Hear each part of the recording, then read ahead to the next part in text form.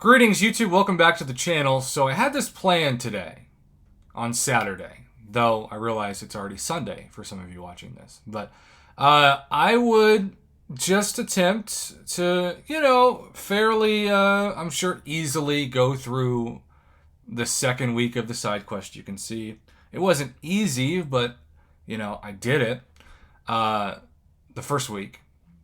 And I thought, okay, this is going to be probably pretty easy. And so I did the far left path, which was kind of struggling, and I was going to do the middle path. And, look, there are going to be people.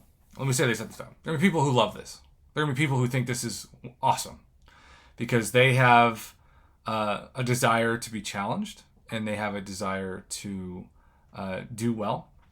And so this kind of side quest is for some people. And I've heard from some people who've said, I like this month's side quest. I think it's the right number of fights. I like that it's no energy, and the rewards are okay. So, I'm not trying to just complain here.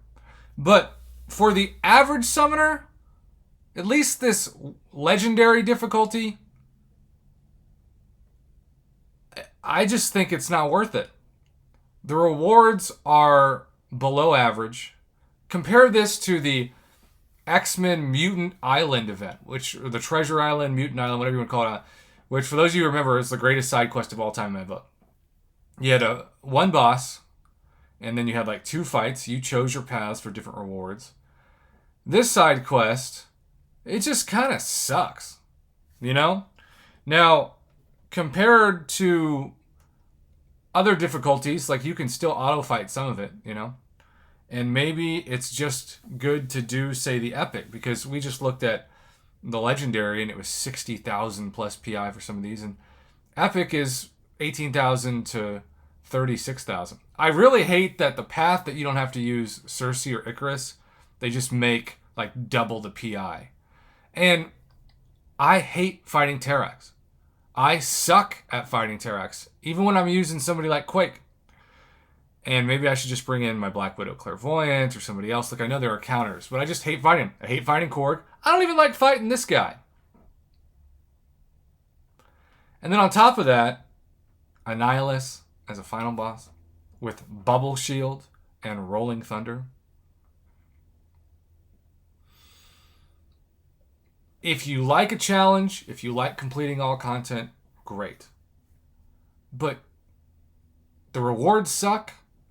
The fights are tough, and I feel, after spending over an hour on some of it, that it was draining my fun from the game. I felt like I was jumping into a lost battle.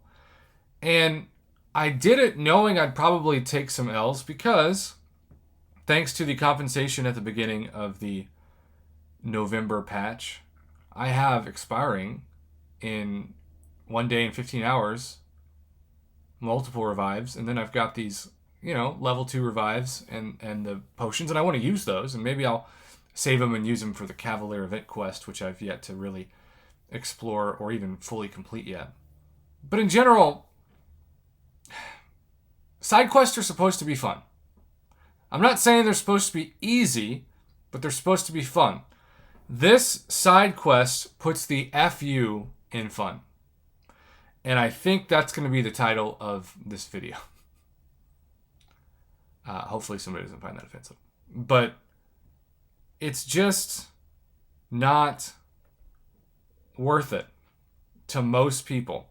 If you have to use revives to get through it, unless they're expiring like mine are, save them. Just save them. But when I think about that final Annihilus boss, I just think man, why? I like a challenge.